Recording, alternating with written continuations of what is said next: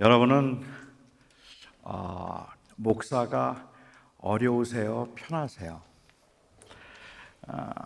왠지 목사는 좀 다른 사람이라는 생각이 들기도 하고 조금 사는 방식이나 아니면 그 라이프 스타일도 조금은 다르지 않을까라고 생각을 할 수도 있을 것 같아요.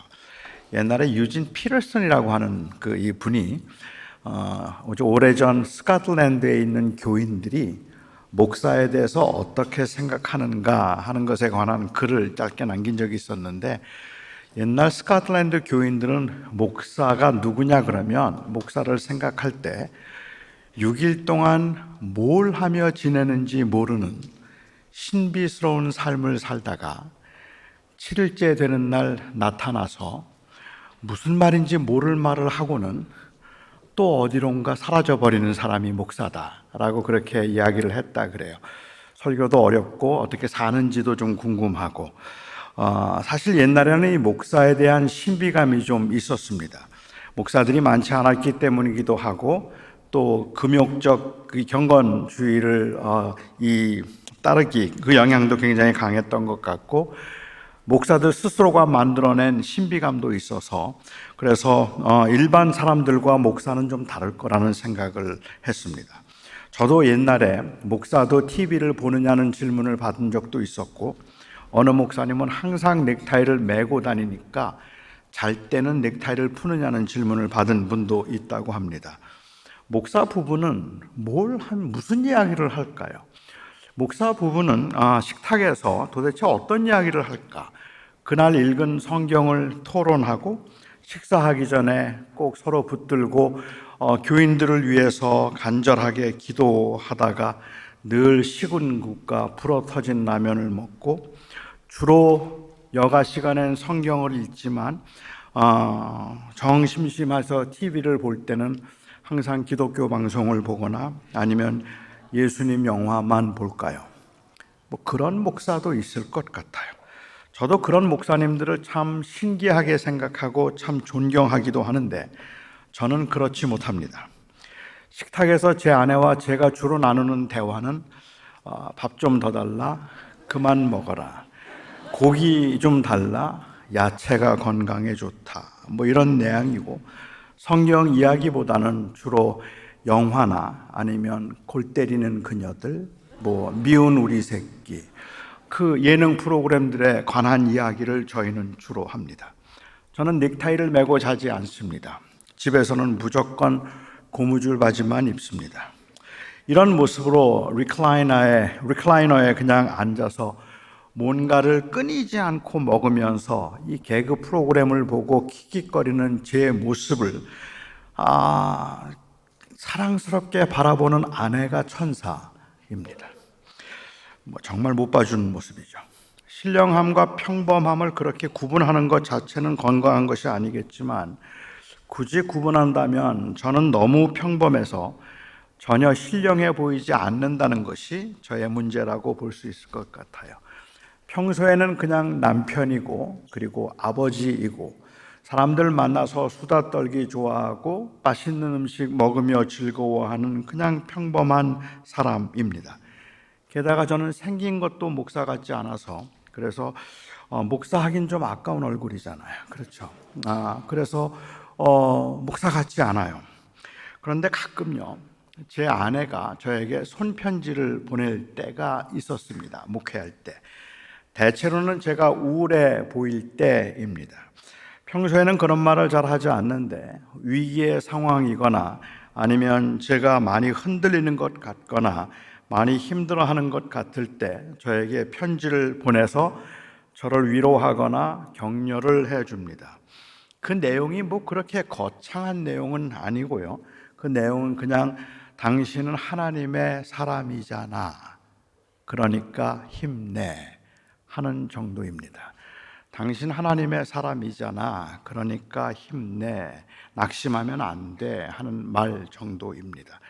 솔직히 말씀드리면 어느 때는 그런 말조차도 짜증이 납니다. 그 당시는 제가 제 감정을 좀 자유롭게 누려보고 싶은데 감정의 절제를 요구하는 것 같아서 그냥 내버려 두라고, leave me alone, 나 좀 그냥 가만히 내버려 두라고 그렇게 말하고 싶을 때도 있습니다. 하지만 시간이 지나면 지날수록 그 말들이 제 머리를 맴돌고 결국은 제 아내의 그 짧은 글들을 통해서 성령님의 음성을 듣게 되죠. 복잡하고 심오한 논리로 시시비비를 가리는 것보다 아주 거창하게 어떻게 행동해야 할 것을 말해주는 것보다 어쩌면 아주 간단하지만 우리의 정체성을 다시 확인하도록 상기시키는 말들이 훨씬 더 위로가 될 때가 많습니다. 복잡한 이야기로 설명하려고 하는 것보다는 당신 아버지잖아 라는 그 말 한마디가 왠지 나는 그렇게 살면 안 될 것 같다는 그러한 생각을 하게 만들고, 당신 목사잖아 라는 그 말이 왠지 거기서 다시 한번 나는 어떻게 살아야 되는가를 생각해 봐야 될 것 같아서 우리의 그 혼란스러운 세상을 살아가면서 우리의 정체성을 확인시켜 주는 듯한 그 말들이 우리에게는 상당히 위로가 되는 말이기도 합니다. 에베소의 성도들, 너무 흔하게 사용하는 말이기도 하고 아무 의미도 없어 보이지만 잠시 묵상을 해보면 오늘 에베소 교회의 교회인들에게 바울이 이 말하고 있는 이 인사말은 참으로 많은 것을 생각하게 만들고 또한 큰 위로가 되는 말임에 틀림이 없습니다. 바울에게 에베소 교회는 아주 특별한 교회였습니다. 그 당시에 에베소라고 하는 이 도시는 한 25만 정도의 인구가 살고 있던 그 당시에는 제법 큰 도시 중에 하나였고, 그래서 바울은 2차 전도 여행 때부터 이 에베소에 가고 싶어 했습니다. 단순히 대도시라서 그곳에 가면 사역을 크게 할 수 있기 때문에 그랬던 것만은 아닐 것 같고, 그곳에는 유대인들이 유난히 많이 살고 있었기 때문에 아마도 그곳에 가기를 원했을 것 같고, 선교 전략적으로 중요한 위치에 처해 있었기 때문에 바울은 에베소에 가고 싶어 했을 겁니다. 어쩌면 그것보다 바울의 마음을 더 움직였을 것 같은 것은 그 에베소에 세워져 있는 그 당시 모든 세계 사람들이 다 알고 있는 아데미 여신상 때문에 그렇습니다.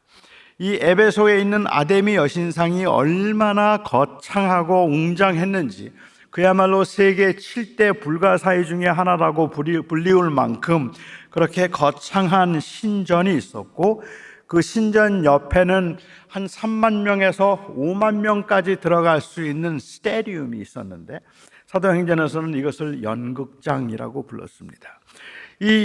그 에베소 사람들이 그 해마다 축제를 하고 그리고 난 다음에 이 스테디움에 모여서 에베소의 여신 아데미요, 에베소의 여신 아데미요, 에베소의 위상인 그 아데미를 부르면서 아데미 여신이요 하고 외치는 그 함성과 그 축제는 그야말로 에베소에 사는 모든 사람들의 자존심이었고, 그리고 그 사람들의 그 마음을 뿌듯하게 해줄 만한 일종의 정체성을 가리키는 말이기도 했던 것 같습니다.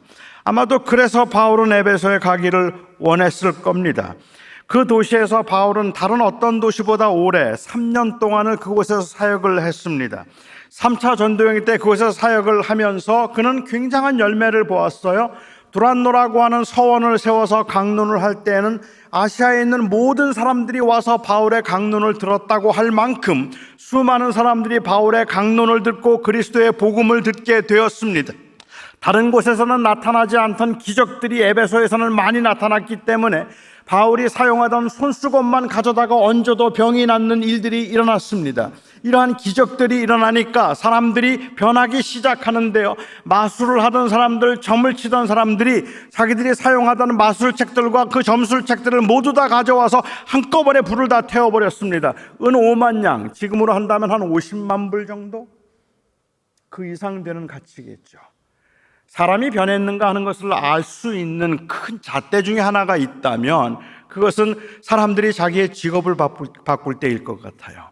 자기들이 이거는 이 직업은 하나님이 원하시지 않는다고 생각해서 생계와 관계가 되어 있는 일임에도 불구하고 그것을 정리할 수 있다면 이건 굉장한 변화가 일어난 겁니다. 마술을 하던 사람들, 점을 치던 사람들이 회개하고 돌아오는 역사들이 일어났고 수많은 사람들이 그리스도의 복음을 들었고 능력의 역사가 나타나서 병 고치는 일들이 일어나기 시작했습니다.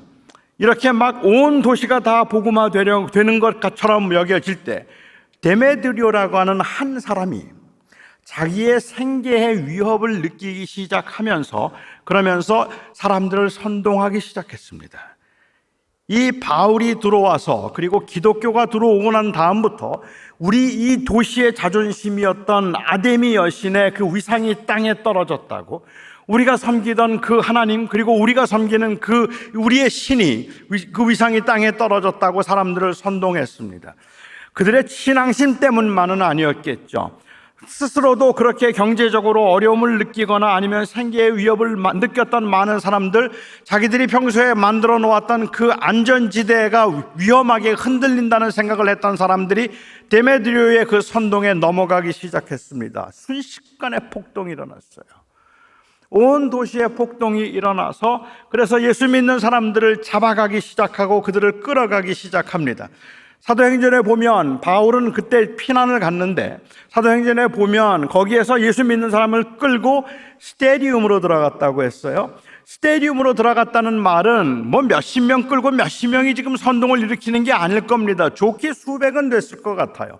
그 엄청난 그 거대한 스테디움으로 사람을 끌고 갔다면 수천 명이 되었을지도 모르죠. 그 사람들이 예수 믿는 사람을 끌어다가 가운데 놓고는 외치기 시작하는 겁니다. 2시간 동안을 에베소의 여신 아데미여, 에베소의 여신 아데미여, 우리의 아데미여, 우리의 아데미여 하고 외치고 사람들은 흥분해서 막 그야말로 그 광기로 폭동을 일으키기 시작하는데 예수 믿는 사람들 다 죽을 것 같았어요.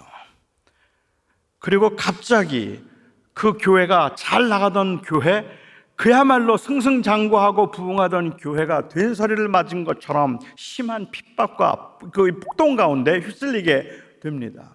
그리고 바울은 급하게 에베소를 떠나야 했습니다. 바울이 원하지는 않았겠죠. 하지만 3년 동안 목회했고 3년 동안 함께 지냈던 사람들과 인사조차 하지 못하고 그냥 떠났습니다. 몇 달이 지나고 난 다음에 바울이 예루살렘으로 돌아가게 되었는데 예루살렘으로 돌아가는 길에 밀레도라고 하는 곳에 들러요. 한 에베소에서 45km밖에 떨어지지 않은 곳입니다. 그런데 그 가까이에 와서도 바울은 에베소에 못 들어가요. 시간이 없어서 뿐만 아니라 그만큼 위험했기 때문일 겁니다. 그래서 그는 들어가지를 못하고 에베소에 있는 장로들을 불러냅니다. 그리고 밀레도에서 그 장로들과 마지막 그 작별 인사를 하는데 눈물을 흘리면서 그 성도들을, 에베소에 있는 성도들 그 장로들에게 부탁하고 그리고 혹시 자기가 뭐 잘못한 거 있으면 용서해 달라고 마지막 길을 가는 사람처럼 그렇게 그 아쉬운 작별 인사를 하고 예루살렘에 가자마자 붙잡혔습니다.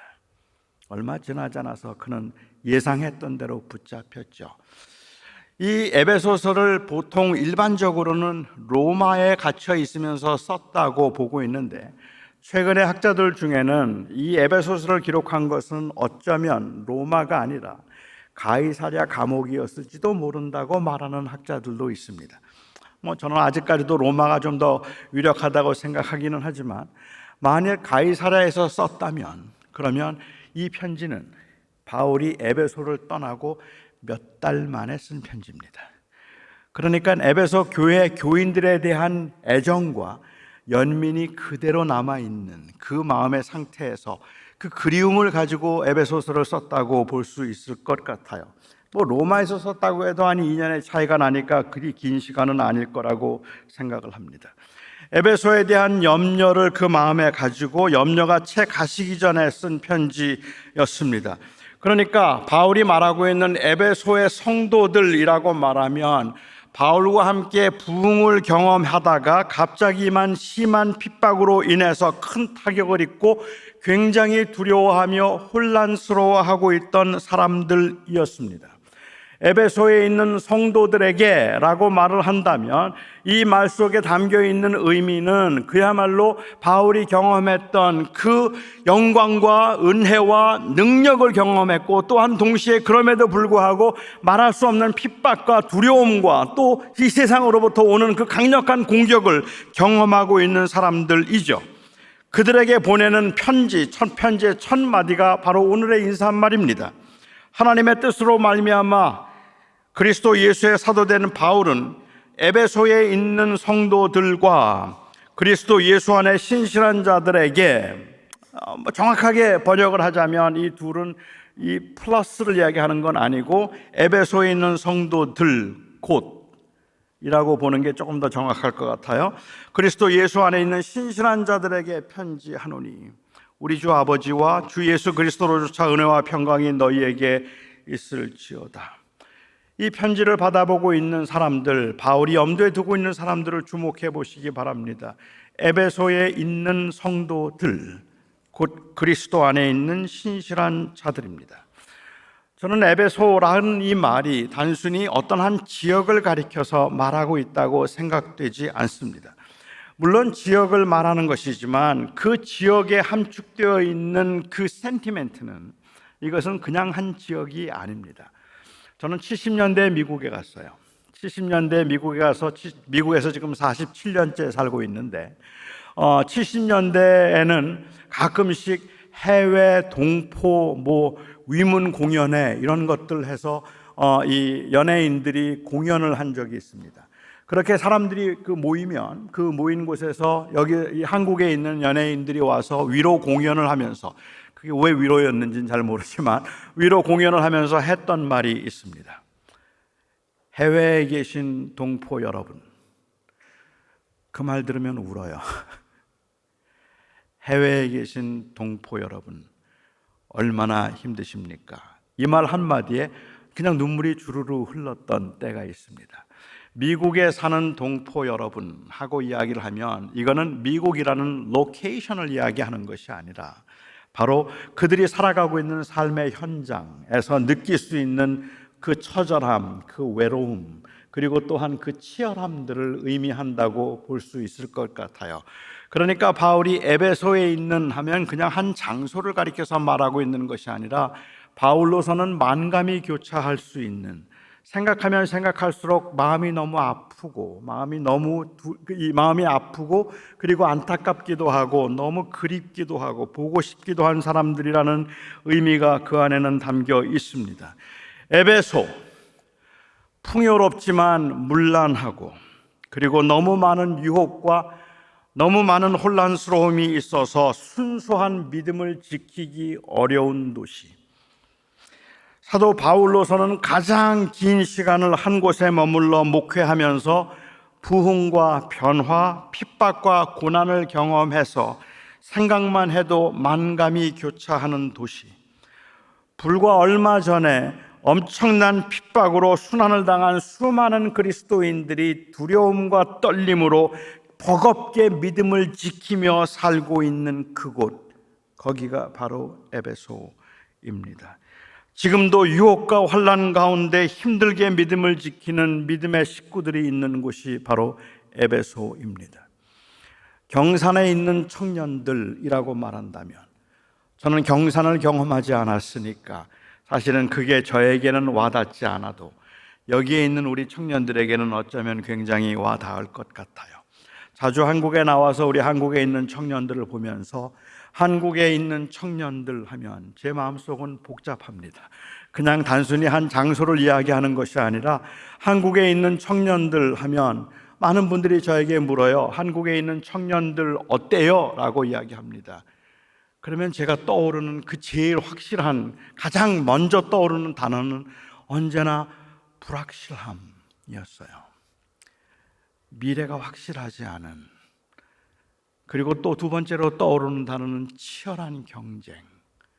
열심히 살고 열심히 애를 쓰지만 될지 안 될지 확실하지 않은, 그럼에도 불구하고 노력하지 않을 수 없는, 끊임없이 비교되고 끊임없이 내 가치는 생산성에 의해서만 평가되는 것 같은 그 혼란함 속에서 믿는 자는 그러지 말아야 된다고 말하면 과연 믿는다는 건 뭘까를 고민하는 사람들, 한국에 있는 청년들, 제가 경산에 있는 청년들이라고 말하면 그렇게 이해가 될 수 있을까요? 아마도 그건 그냥 한 로케이션을 이야기하는 건 아닐 겁니다.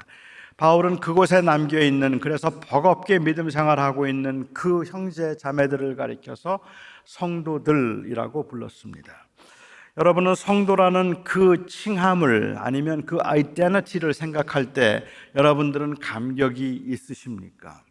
계시록에 보면 흰옷을 입은 성도들이 어린 양 예수 그리스도를 높이는 장면이 나오는데, 이 땅에서는 형편없이 부족하고 때묻고 더러운 사람들이긴 하지만 그럼에도 영원한 하나님의 나라에 들어가서 하나님께서 우리의 더럽고 때묻은 옷을 벗겨주시고 흰옷을 입혀주셔서 그 흰옷을 입고 영광스러운 모습으로 어린 양 예수 그리스도를 높이고 있는 사람들을 성도들이라고 부른다면 우리는 모두 다 아멘입니다. 맞죠? 그렇지 않더라도 이 땅에 사는 동안에도 왠지 거룩하고 남들보다는 조금 더 그래도 나은 믿음 생활을 철저하게 하려고 애를 쓰고 다른 사람들에게 본이 될 만한 믿음 생활을 하고 있는 사람들을 가리켜 saint, 성도들이라고 부른다면 그것도 이해할 수 있어요. 그런데 우리가 성도들이라고요. 우리가 성도들이라고요.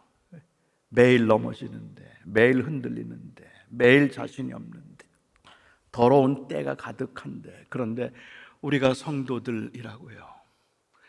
아마도 그 오해 때문이었을까요? 바울은 다시 말하기를 에베소에 있는 성도들 곧 그리스도 예수 안에 신실한 자들에게 편지하노니, 그들의 신실함은 그들의 신실함 때문이 아니라 그리스도의 신실함 때문에 신실하게 받아들인 자들입니다.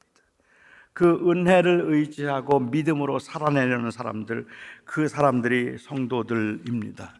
하나님을 믿고 하나님을 섬기는 성도들인데, 그래서 하나님의 은혜와 하나님의 보호하심 가운데 산다고 말하는데 왜 이렇게 힘들지요? 왜 이렇게 어렵지요? 왜 이렇게 가면 갈수록 불안하고 가면 갈수록 힘든 일만 생기는 걸까요? 제가 요즘에 만나는 꽤 많은 교인들이 왜 이렇게 사는 게 힘드냐 그래요. 왜 이렇게 믿음을 지키며 사는 게 이렇게 힘드냐고 말해요. 도대체 내가 뭘 잘못했길래 내가 이렇게 힘들게 사는 걸까? 왜 나는 태어나면서부터 이렇게 어려운 환경에서 태어나서 한 번도 제대로 살지도 못한 채 이 치열한 경쟁 가운데 이렇게 몸부림을 치며 살아야 되는 건지, 믿음을 지키며 살려고 애를 쓰지만 그 유혹 가운데서 어쩔 수 없이 넘어지고 범죄할 수밖에 없는 이 약함을 가지고 살아가는 내가 도대체 왜 이렇게 살아야 되느냐고 물어요. 뭐가 문제입니까? 여러분들의 문제는 뭡니까? 도대체 왜 이렇게 무기력하고, 왜 이렇게 자신이 없고, 왜 이렇게 흔들리고, 왜 이렇게 사소한 일에도 염려하고, 왜 조그마한 유혹에도 견디지 못하고 넘어지고 쓰러지고 그러면서 버겁게 그렇게 살아가느냐는 말입니다. 여러분의 문제는 뭡니까? 저와 여러분의 문제는 에베소에 산다는 거라고 말하고 싶어요. 에베소에 살아서 그래요. 너무 힘든 곳에 살아서 그래요. 그리스도를 주라고 인정하는 영원한 하나님의 나라쯤이라면 괜찮겠죠. 오늘 저녁부터 수양회를 시작할 텐데 세상의 수양관만 같아 보라 그러세요. 안 흔들릴걸요. 찬양이 끊이지 않을걸요. 항상 기쁜 마음 다 사랑스러울걸요. 그런데 내려오면 다른걸요. 세상은 그렇지 않은걸요. 그래서 저는 감히 말한다면, 여러 가지 이유가 있겠지만 아마도 가장 큰 이유를 말한다면 아데미의 여신이요, 아데미어를 외치고 있는 그 엄청난 함성 가운데 미세한 소리로 주 예수를 찬양할지어다, 남이 들릴지 들리지 않을지도 모르는 목소리로 몇 사람이 모여서 주 예수 그리스도의 이름을 찬양한다는 그 소리가 너무 미미해서 그 거대한 세상의 함성 앞에 자꾸만 함몰되는 것 같기 때문에 이 세상에서 믿음을 지키며 사는 게 힘든 겁니다. 그래서 저는 여러분들이 왜 힘드냐고 물으면 에베소에 사니까 그렇지 라고 말하고 싶어요. 당연해요. 그럴 수밖에 없어요. 이 에베소에 살고 있는 성도들에게 사도 바울은 인사말을 하면서, 에베소서는 교회론이니까 교회에 관한 이야기를 하면서 그 인사 가운데 성도들에게 은혜와 평강이 있기를 원한다라고 말하고 있습니다. 여러분들이 제일 먼저 배운 영어 문장이 뭔가요? Good morning, How are you? 아니면 How do you do? 아니면 My name is 뭐 그런 거? 아마 Good morning, How are you가 제일 많이 제일 먼저 배운 인사말이겠죠. 외국 사람들이 한국말을 배우고 싶어 할 때, 그때 한국말을 배우고 싶어 하는 사람들이 종종 묻는 질문이 How are you를 한국말로 어떻게 하느냐고 물어요.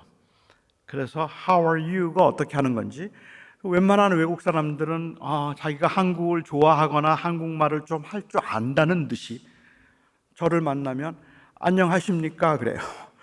그거는 이제 그 배운 말이죠. 그게 인사라고 생각하기 때문에 그렇습니다.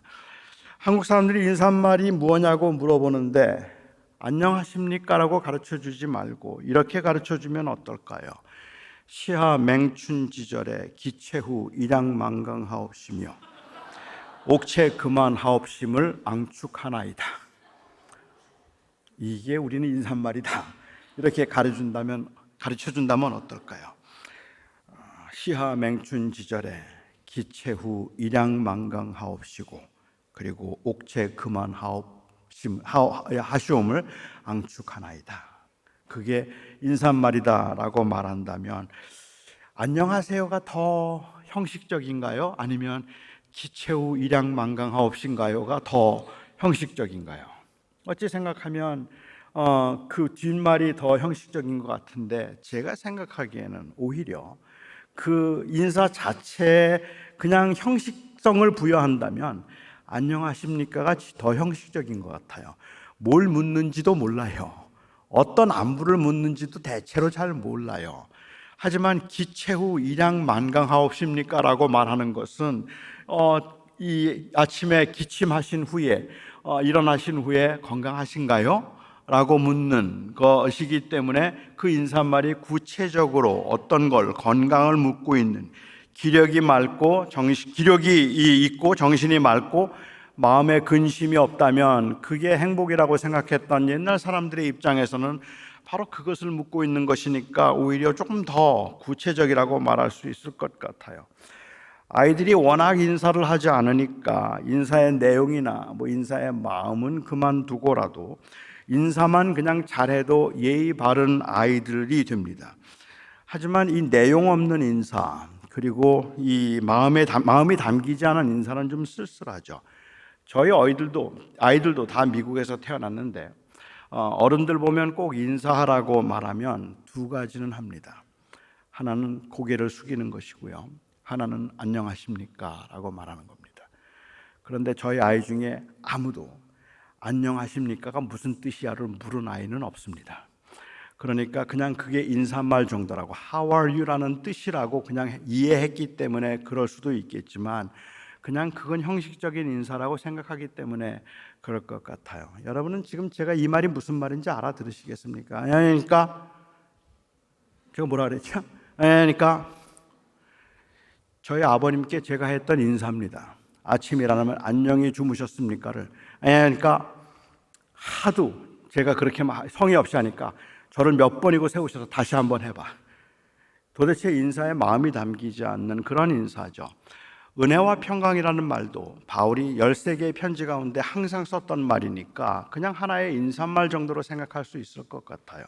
하지만 이 말 속에는 사실은 굉장한 심오한 의미가 바울의 인사에는 담겨 있습니다. 은혜라는 것에 대해서는 오늘 저녁에 제가 말하려고 합니다.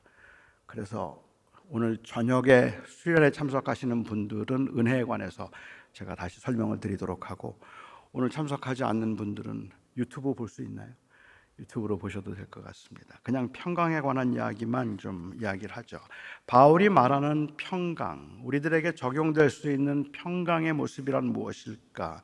평화, 평강, 평안 다 비슷한 의미일 텐데 저는 이 말에 상당한 오해가 있다고 생각을 했습니다. 일반적으로 사람들이 생각하는 평화란 그냥 잔잔하고 흔들림이나 혹은 요동이 없는 아주 고요한 상태, tranquil한 그런 상태를 가리켜서 평화라고 생각하죠. 그러니까 일반적으로 사람들이 생각하는 그 평화는 peaceful입니다. 평화스러운, 잔잔한, 그냥 고요한 그러한 상태가 평화의 상태입니다. 물론 하나님의 은혜의 결과로 우리의 마음이 차분해지고 그리고 우리의 마음이 편안하게 될 수도 있습니다. 하지만 바울이 하고 싶었던 이 평안이라는 말은 고난 중에도 마음이 진정되고 그리고 그 차분한 상태를 유지하도록 하는데 신앙의 목적을 두라는 의미이거나 아니면은 그런 안정된 상태를 유지하지 못함이 믿음이 없는 상태라는 의미는 아닙니다. 그래서 많은 분들은 자꾸 마음에 근심이나 걱정이 생기면 그러면 그게 믿음이 없는 표시라고 생각을 하죠.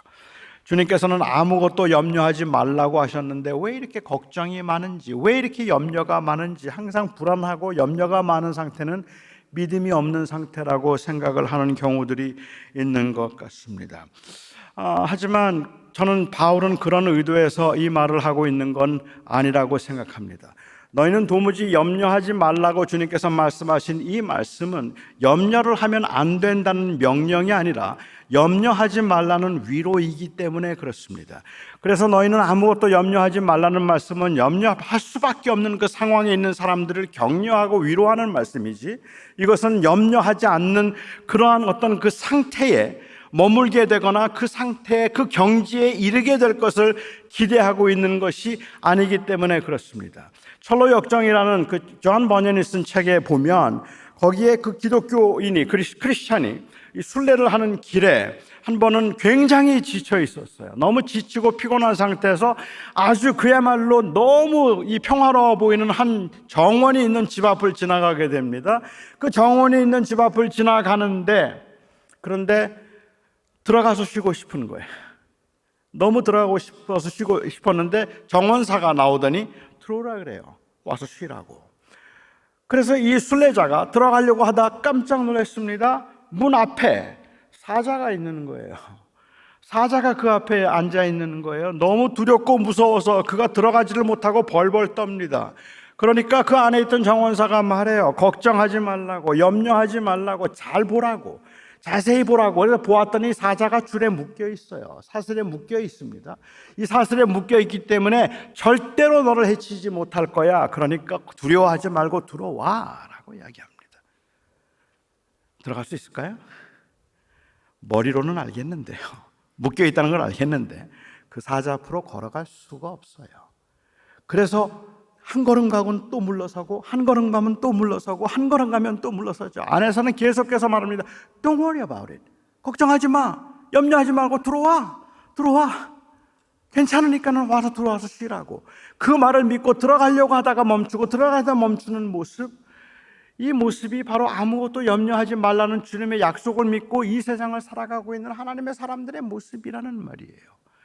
앞에 사자가 있는데 왜 두렵지가 않아요. 하지만 가죠. 용기를 내서 가죠. 용기를 내서 가는 그 마음에 평안함이 있거나 아니면 그냥 아무 생각이 없는 고요함이 있는 것이 아니라 마음이 들볶이는 상황에서 그 길을, 약속의 말씀을 믿고 걸어가고 있는 모습이 신앙인의 모습이라는 말입니다. 웬만해서는 흔들림이 없고 냉정해지는, 위기에 당할수록 냉정해지는 사람들도 있습니다. 하지만 그런 상태를 유지하는 것이 평화를 의미하는 것도 아니고, 저는 그런 사람이 있다 할지라도 그것은 굳이 기독교와 큰 상관이 없는지도 모르겠다고 생각해요. 믿음과는 별로 상관이 없을 것 같습니다. 잘 훈련만 하면, 제가 생각하기에는 그렇습니다. 마음의 평안함을 유지하는 건 원효대사나 법정 스님이 목사들보다 좀 나아요. 조금 더 평안을 유지할 수 있을 것 같아요. 요가를 열심히 하거나 아니면은 매일 묵상을 하는 사람들, 수련을 통해서도 그래서 마음을 다스릴 줄 아는 불신자가 저처럼 철없는 목사보다는 훨씬 더 나을 겁니다. 저는 힘든 일이 생기면 잠이 안 와요. 저는 주변에 다른 사람이 어렵다 그래도, 저희 아들들이 조금 힘들어도 그래도 저는 밥을 못 먹겠어요. 제대로 식사도 못 하겠어요. 주변에 사랑하는 사람들이 흔들려도 저는 불안해서 잠을 못 자겠고, 제 주변에 제게 어려운 일이 생기거나 제 건강에 조금 빨간불이 들어와도 그래도 저는 불안해서 잠을 못 자겠습니다. 제가 할 수 있는 최선은 마음의 평정을 찾는 것이 아니라 그냥 마음이 흔들리지 않는 것처럼 흔들림을 표현하지 않는 것뿐입니다. 그 흔들림은 어쩔 수가 없죠. 그래서 기도를 하기도 하고 성경을 읽기도 하지만, 기도나 찬송은 마음을 진정시키기 위한 신경 안정제 정도인 것 같고, 그것도 내성이 이제 생겨서 잘 듣지 않는 신경 안정제가 될 때가 더 많습니다. 기도를 통한 평안은 단순히 마음껏 소리를 지르고 난 다음에 느끼는 시원함이 아닙니다. 바울이 말하는 평화 아니면 평안이라는 것은, 이것은 그냥 마음의 상태를 의미하는 것이 아니라 관계를 의미하는 것입니다. 그 관계적인 평안을 이야기하고 있는 것이죠. 그러니까 참된 평화는 마음의 평온함을 유지할 수 있는 그러한 평화스러운 상태가 아니라 화목해 됨으로 가능해진 법적인 관계를 평안이라고 부른다는 말이죠. 그가 말하는 평화는, 이것은 peacefulness가 아니라 그런 의미에서 peacemaking입니다. 그리스도께서 우리를 위하여서 죽으심으로 우리를 위한 대속 제물이 되셔서 그를 믿는 우리를 하나님의 자녀가 되게 하셔서 만들어진 그 법적인 관계, 내가 얼마나 불안하든지 내가 얼마나 약하든지 상관이 없이 절대로 끊어지지 않을 그 법적인 관계, 이것이 바로 평화입니다. 그래서 그리스도 안에서 그리스도 안에서 신실한 자들이 평안과 은혜가 있기를 원한다고 기도하는 것은 바로 이 그리스도를 통한 그 은혜를 통한 법적인 관계를 놓치지 않기를 바란다는 의미가 있을 뿐이고, 그냥 평화스러운 상태를 유지하라는 의미는 아니라고 말할 수 있을 것 같아요. 그런데 꽤 많은 사람들이 평화로운 상태를 유지하려고 하는 데는 애를 많이 쓰면서도 이 관계를 확인하는 일에 소홀한 경우들이 제법 많이 있지 않을까라는 생각을 하게 됩니다. 저는 핸디하지가 않습니다. 그래서 뭘 잘 만들지를 못하고 그 공사 이런 걸 전혀 못해요. 전혀 그런 일을 못하는데, 한 번은 저희 집 그 화장실에 수건거리가 떨어졌어요. 그 수건거리가 떨어졌는데 제 아내가 한국에 가면서 올 때까지 고쳐놓으라는 거예요. 근데 도대체 이걸 어떻게 고쳐야 될지는 모르겠더라고요. 여러분 혹시 아는 분 계세요? 벽에서 떨어진 수건거리를 어떻게 붙이는지, 그걸 다시 어떻게 고쳐야 될지를 몰라서 교회 집사님들에게 제가 이야기를 했어요. 수건거리가 떨어졌는데 이거 어떻게 고쳐야 되는지 모르겠습니다. 그랬더니 그 집사님들이 그거 간단해요 그래요. 우선은 이 떨어진 곳을 잘라내고 그 다음에 시트락을 갖다가 그것을 거기에다가 붙이고, 그리고 그 다음에 이 샌드페이퍼로 그걸 잘 간 다음에 그 똑같은 색깔 페인트 칠을 하면 그러면 된다고, 그렇게 하고 벽을 그렇게 세운 다음에 이 수건거리를 다시 걸면 됩니다. 너무 간단해요 그러더라고요. 내가 집사님한테 이렇게 어떻게 하는지 모르겠다고 말했을 때 제 마음속에 있던 흑심은,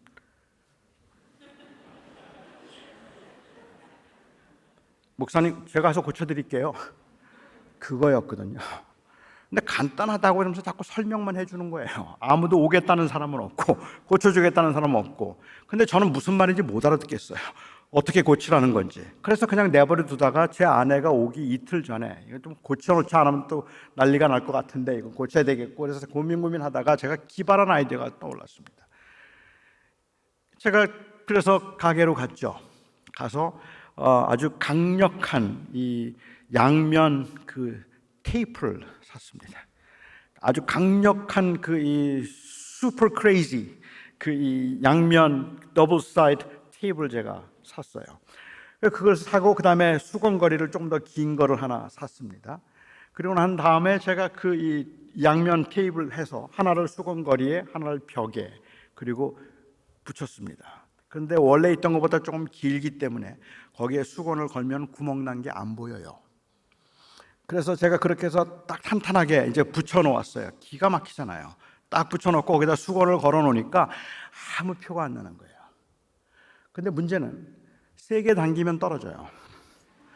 이걸 세게 당기면 떨어지기 때문에 제가 뭐 세게만 안 당기면 되는 거니까, 그래서 강력 접착 그 테이프로 붙여놓고 제 아내가 온 다음에 다 고쳤다고 말하고, 그 대신에 절대로 세게 당기지 마, 세게 당기면 떨어지는 거야 라고 얘기를 했어요. 이건 고친 게 아니죠. 그렇죠. 이미 그거는 그 끊어진 관계인데 그냥 고친 것처럼 보일 뿐인 거겠죠. 그거는 고친 거라고 말할 수는 없을 것 같습니다. 오히려 사도 바울이 하고 있는 말, 이것은 어쩌면 우리들이 문제의 본질을 피하면서 하나님과의 관계는 이미 다 상하고 다 깨지고 다 흔들리는 상황에서 예배 출석하고 수련회 와서 그냥 평화스럽게 보이는 것만으로는 문제 해결이 없습니다. 우리가 진정으로 문제를 해결하기 위해서는 하나님과 나와의 관계가 어떤지 확인해야 될 필요가 있는 거죠. 그래서 비록 힘들지만, 비록 모질지만, 그리고 굉장히 어렵지만 하나님이 나를 사랑하시고 그리고 내가 하나님의 자녀라는 이 정체성으로 인한 관계, 이 정체성에 의한로 확인된 이 관계는 괜찮습니다 라고 말할 수 있으면 그게 괜찮은 겁니다. 바울은 지금 그 인사를 하고 있는 겁니다. 비록 힘들고 어렵지만 너를 사랑하시는, 그리고 그 신실하신 하나님과의 관계는 괜찮기를 바란다. 그 관계는 괜찮기를 바란다. 이번 수련을 통해서 우리가 확인하고 싶은 것도, 세상에 살면서 어쩔 수 없이 시련과 환난을 만나겠지만 그럼에도 불구하고 저는 여전히 아직도 괜찮습니다. 아직도 그리스도는 나의 주님이시고 하나님이 나의 생명이시고 그 하나님이 나에게 주신 그 은혜로 나는 지금도 살아갑니다. 이 고백이 우리 안에 확인됨으로 새로운 용기와 희망 그리고 힘이 생길 수 있기를 바랍니다. 감사합니다.